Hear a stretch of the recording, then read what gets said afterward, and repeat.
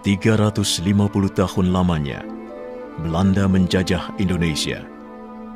Selama 3,5 abad itu pula, bangsa Indonesia tidak lagi mengenali negerinya sendiri dan tidak lagi memikirkan kepentingan bersama.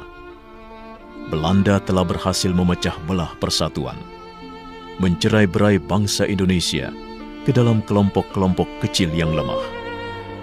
Tidak diperbolehkan kita berkumpul dan bersatu. Tak ada kesempatan untuk berunding memahami keadaan bangsa.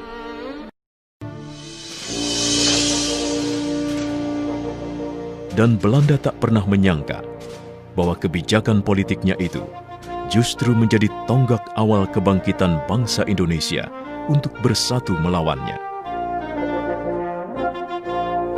Pada masa itu, untuk keperluan pendidikan, pemerintah Hindia Belanda bahkan mendirikan gedung-gedung sekolah. Salah satunya Gedung Stovia yang ada di Batavia, sebutan Jakarta masa itu. Banyak pemuda Indonesia yang memanfaatkan kesempatan ini untuk menempuh pendidikan. Sehingga lahirlah pelajar-pelajar, bahkan mahasiswa, baik di dalam negeri maupun di luar negeri. Banyaknya pemuda Indonesia yang mendapatkan pola pendidikan barat justru membuka pikiran mereka akan kemerdekaan. Buah dari pemikiran itu, Sutomo mendirikan sebuah organisasi pemuda bernama Budi Utomo pada 20 Mei 1908 yang kemudian diperingati sebagai Hari Kebangkitan Nasional. Gaungnya terdengar hingga ke seluruh tanah air dan menginspirasi lahirnya organisasi-organisasi dan partai baru seperti Sarekat Dagang Islam yang menjadi Sarekat Islam pimpinan Cokroaminoto, Partai Politik Indische Partai oleh R.M. Suwardi Suryaningrat atau Ki Hajar Dewantara, Cipto Mangunkusumo, dan Dawas Dekker. Trikoro Darmo yang diprakarsai oleh Satiman Wiryo Sanjoyo yang kemudian berubah nama menjadi Yong Yava. Dari timur lahir Yong Ambon, kemudian Yong Celebes, Sekar Rukun, dan pemuda kaum Betawi. Sementara itu, tokoh Perhimpunan Indonesia di negeri Belanda juga tak ketinggalan membuat pergerakan. Pada 15 November 1925, diadakanlah pertemuan yang dihadiri oleh Yong Yava, Yong Sumatranen Bon, Yong Ambon, Yong Bataksbon, pelajar Minahasa, Sekar Rukun, dan peminat perorangan untuk membentuk panitia Kongres Pemuda pertama. Kelanjutan dari pertemuan itu adalah terselenggaranya Kongres Pemuda pertama pada tahun 1926.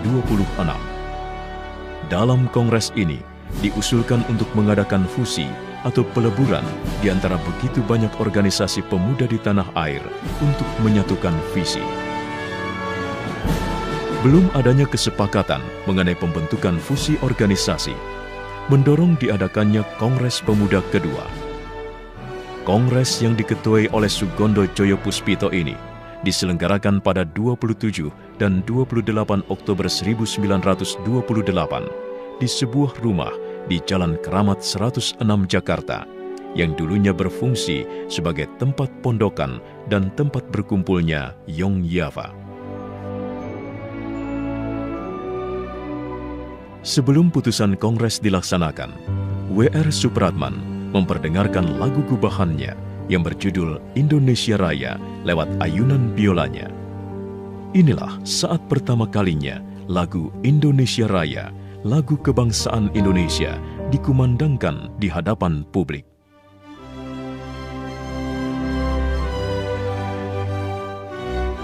Seluruh peserta kongres yang hadir tampak terpukau dan tersihir dengan alunan biola W.R. Supratman serta lagu Indonesia Raya yang begitu agung. Tibalah akhirnya pada pembacaan hasil putusan Kongres Pemuda kedua.